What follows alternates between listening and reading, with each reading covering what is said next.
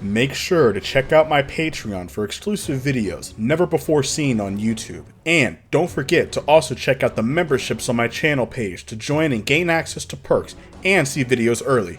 Make sure to click the subscribe button and hit the bell and be notified of new videos. All the support goes to the production of the channel for better content. Now let's get into the video.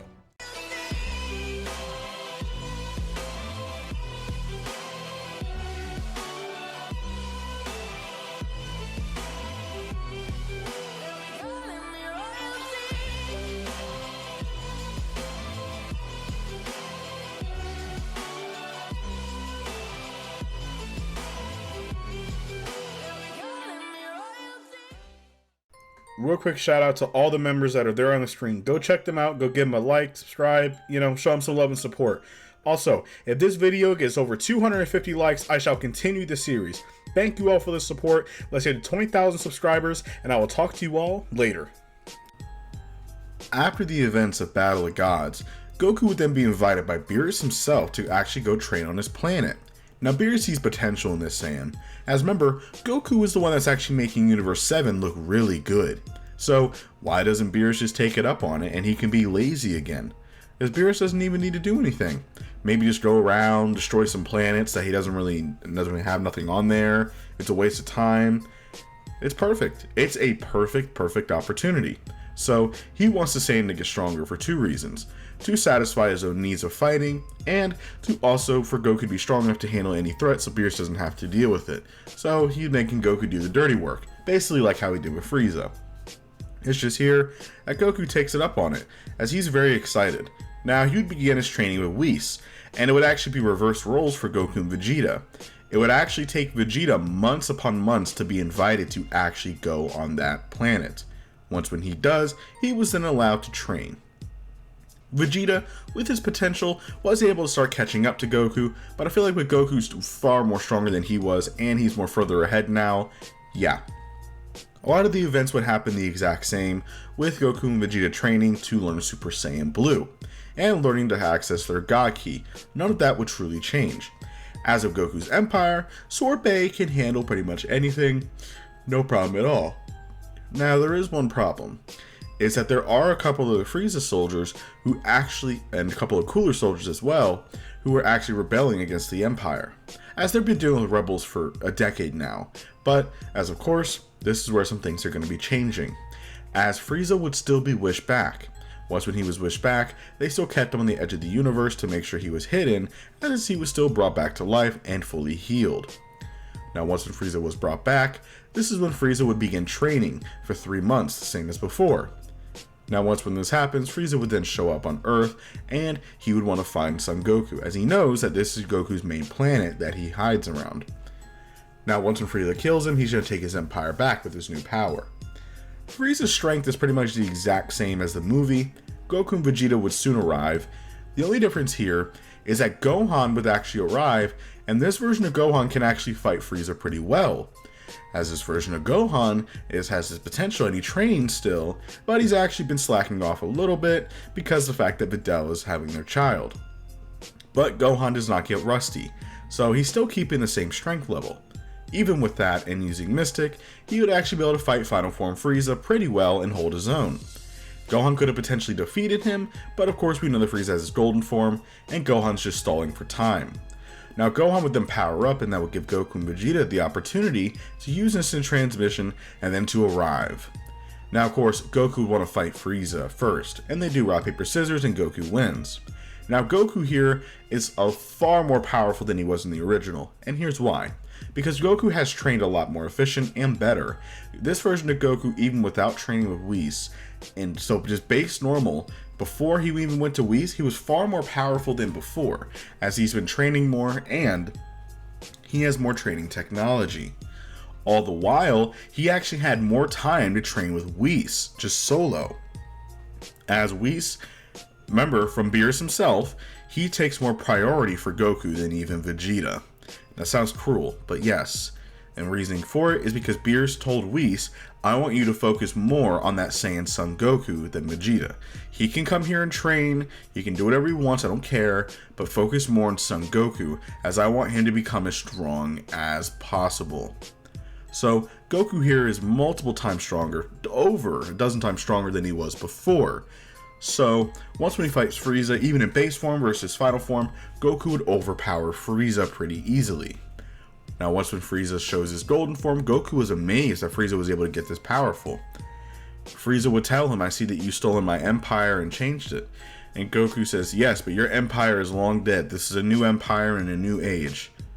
And the universe is flourishing because of it." And yes, by the way, would Frieza send a lot of soldiers to go fight? Well, Frieza would probably have a couple dozen soldiers, but they would be handled by Goku's men very quickly. As remember, Goku's men are still stationed on that planet. So the only threat is really Frieza, so they can't really do nothing against him. So the Z Fighters wouldn't have much of a hard time handling all those soldiers, no issue. Now, once when Frieza showcases his golden form, Goku was very impressed. Now it was Goku's turn, as Goku would then showcase Super Saiyan Blue, just like the original, and the two would begin their battle. The only difference here is that Frieza would not have the upper hand against Goku. Goku was overpowering Frieza without much of a struggle. And then at this point, Vegeta would then cut in, as he wants to have a turn now.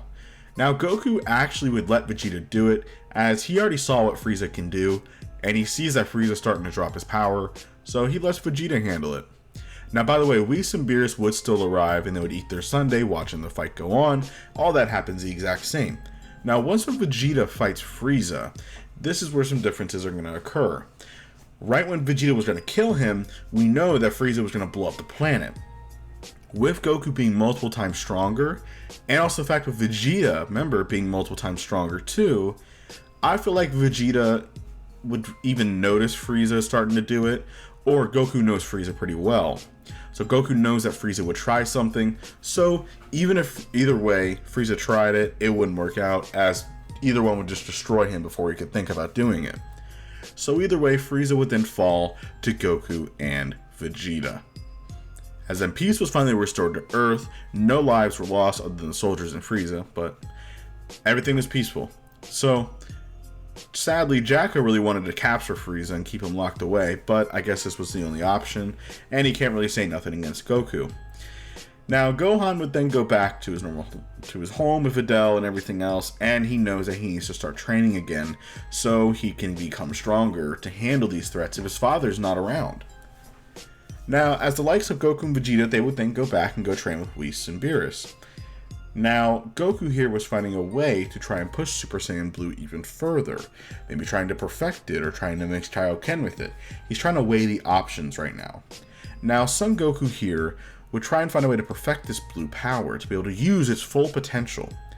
Now, as the Universe 6 and Universe 7 arc, it pretty much happens the exact same with Champa and Beerus facing off, and they threaten to use the Dragon Balls to basically have their fighters go fight. Now, it's the same fighters all as before, and most of the fighting would happen relatively the same. The only difference, and I do feel like Goku would still be poisoned and he would be knocked off, but of course it would then change because of the fact that notice that Frost was using a needle and that Frost was actually evil. Very similar to before. Now once when this happens, Frost would still be knocked out, but we all want to get to the main fight. The main fight would be against Vegeta, Hit, and Goku vs Hit. Now Hit's the same exact power as before. And even fighting Vegeta, I do still feel like Vegeta would take more hits, but Vegeta would still be defeated, as Vegeta was not ready for his power, and he also still flexed Super Saiyan Blue multiple times beforehand, and as we know, that destroys your power, and you can't even use 1/3 of it. So that's the reason why Vegeta lost so bad against Hit. And it'll be the same thing here, just it would take more hits to knock him down. As for Goku, he saw how Hit fights. So Goku would then showcase Super Saiyan Blue, and it would be a way more tough battle for Hit, as Goku here is many times more powerful. Goku would actually be overpowering Hit, not even really needing, there's no Kaioken because he's 10 times stronger, so he's overpowering Hit pretty easily. Now once when Hit starts catching up, using his progression, yes, this is when Hit will start equaling out with Goku, and it will be a really intense battle. Now Goku here is going to show something that he's been working on, and this is not Kaioken. Goku would then conceal all the ki and aura and energy of Super Saiyan Blue inside of his body, which is very dangerous to do, and he has perfected Super Saiyan Blue. Perfected Super Saiyan Blue is the ultimate power for blue form. You're using its full potential, but it damages your body. It's kind of like the equivalent of Kaioken. Now, we know that Perfected Blue is a pretty massive boost, but with Perfected Blue, Goku, I feel like, would be able to overpower Hit and defeat him. Now, there is no Monaka this time, as Beerus doesn't really need motivation for Goku, as Beerus is the motivation that Goku wants, as Goku wants to try and beat Beerus one day.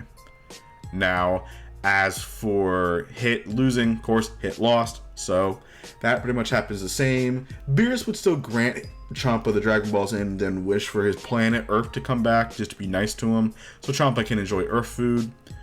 Now, once that arrives, Zeno would then still show himself, and this is when Goku would then meet him. Once when Goku meets Zeno, the exact same thing happens, as they become best friends very quickly, and everything was fine. Now, once when this ends, this is when we leave and then go towards the Goku Black arc. The Goku Black arc never happens, and let me explain why. Goku, when he goes to go meet Zamasu, Gowasu would actually explain how this Saiyan is very powerful, but also he's been helping Universe 7 flourish. Now, Zamasu would still have the same dark thoughts, but Goku would even, show him about the Universe 7 and how great it is. Especially since Gowasu has, God Tube, which is a real thing. Zamasu actually see how flourishing Universe 7 is with life and how beautiful it is, and Immortal's doing that with the help of God Destruction. So it would kind of change Zamasu's ideal, and Zamasu would still have those thoughts, but by the time that he becomes an official Supreme Kai, pretty much it would all end. Now, Goku is more mature here. He wouldn't just ask Zamasu to fight him.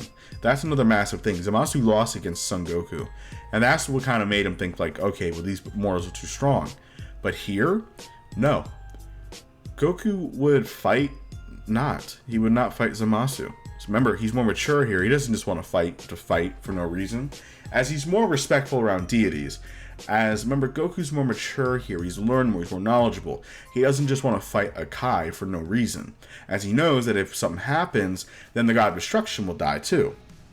So that's the reason why he's just not going to do it. And not to mention, too, Beerus kind of tells him, saying, hey, listen, I want you to relax when you're up there. Let us just research this and look at it. So all that would pretty much be no different. Now, the only difference here is since that there's no Goku Black, no Zamasu, Trunks' timeline was still peaceful and he never lost his timeline, so he never had to go to a duplicate one. So Trunks is fully safe from all that.